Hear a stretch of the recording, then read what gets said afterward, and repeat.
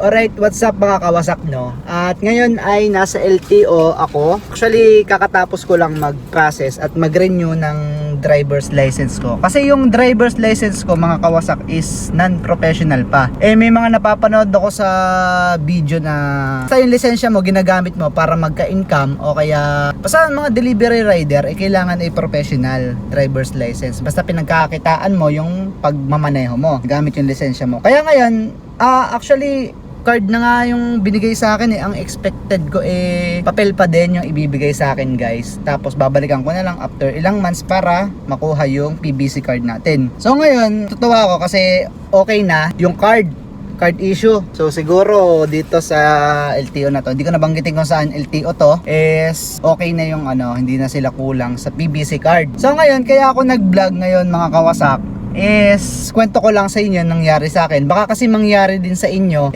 magdodoble-doble gastos kayo. So nangyari kasi sa akin guys, pinanood ko sa YouTube bago pumunta ng LTO. Pinanood ko sa YouTube kasi YouTube Academy tayo Pinanood ko sa YouTube kung ano yung mga requirements para makapag-convert ng non-pro to professional. So napanood ko is kailangan lang ay yung professional driver's license mo na updated, tapos yung TIN number mo, tapos medical, yun lang. Tapos nagpunta ako dito sa LTO, actually 7 AM nandito na ako at 8 pa yung bukas kasi pag ganito kasing mga government office maaga talaga pumupunta kasi napakahaba talaga ng pila sa mga ganyan, sa mga SSS, Pag-ibig, PhilHealth, LTO, BIR, ganon.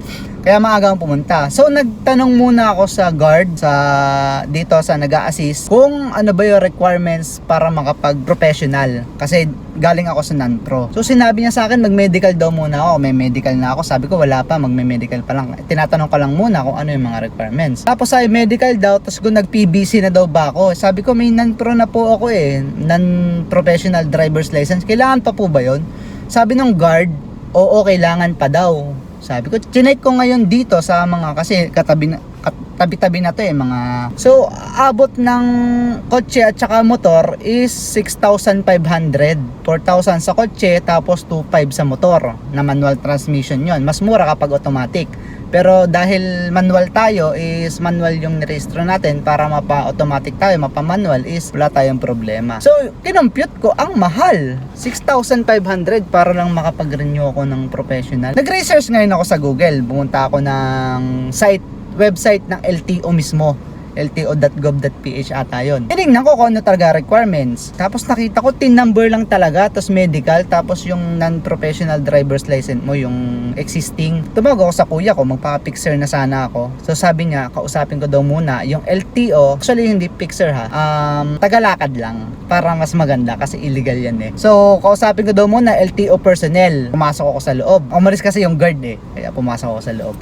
Sabi ko, sir, gusto ko pong mag-convert ng professional galing sa non-professional na driver's license. Ano po ba requirements? May TIN na ID ka? Sabi ganun sa akin. Oh sir, yung non-pro mo, expired ba? Hindi naman sir, kaka-renew ko nga lang last year may 9 years pa to. Sabi ko ganun. Tapos sabi niya, ay magpa-medical ka muna, okay ka na pala. Tapos bubalik ka dito. Yun, nag-medical ako. Tapos ngayon, nakakuha ko is okay naman. Kaya ako nag-walk-in dito sa LTO pala, guys, bago ako pumunta dito, kahapon, is kinausap ko, may kakilala ako nag-aayos di ba? Kinausap ko yung kakilala kong nag-aayos ng mga papel-papel sa LTO, kung magkano, kasi para less hassle, kuha ko agad, sure ball, walang exam.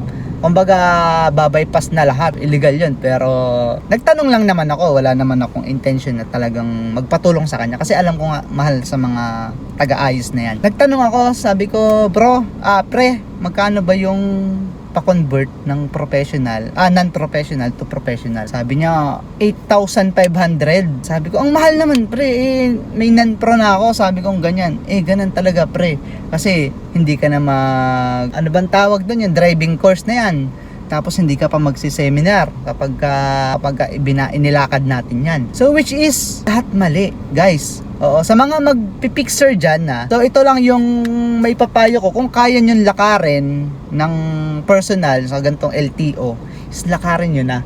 Kasi napakalaking halaga ang mawawala sa inyo pagka lumapit kayo sa ganyan. Kaya nyo naman palang solohin, no? kaya nyo palang mag-ayos ng inyo. So yun, magkano 8,500 guys ang hinihingi sa akin. Kasi kailangan ko pa daw dun mag-seminar ng 3 araw. Tapos kailangan ko pa mag-driving lesson, driving academy ba yun? Tapos may mga processing fee pa. Ang dami. Sinasabi niya sa akin kasi kinukulit ko siya. Hindi ba mababawasan yan? Kasi may non-pro na ako. Kakarenew ko nga lang last year. May 9 years pa tong natitira. Tapos gagawin lang naman professional driver's license. Ganun daw talaga yung yung magagastos. Kaya mahal. Kunti lang naman daw yung tutubuin nila doon para sa lakad. Sabi ko, patay. Sige, mag-iipon na lang muna ako. Kontakin kita. Kaya nagpunta ako dito sa LTO. Tapos, ito namang guard na sabi sa akin, pauwi na dapat ako kanina ha. Nung hindi lang sinabi sa akin ng kuya ko na magtanong mismo sa LTO personnel. So kaya lumapit ako, pumasok ako sa loob ng LTO para doon ko tinanong sa naka-uniforme talaga, Land Transportation Office.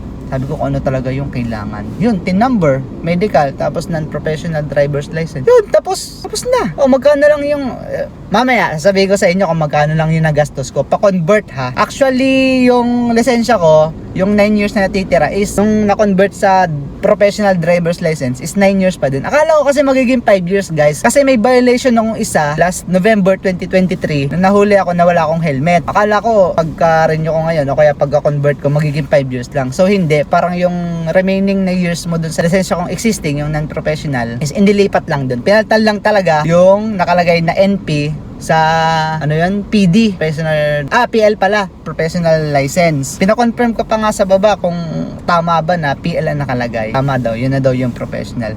So yun lang guys, no, kung kaya nyong mag-asikaso ng inyo lang, ng sarili, is kayo na lang guys, kasi ang laki ng magagastos nyo talaga pag pinalakad nyo sa iba. It's either na emergency na kailangan talaga, no.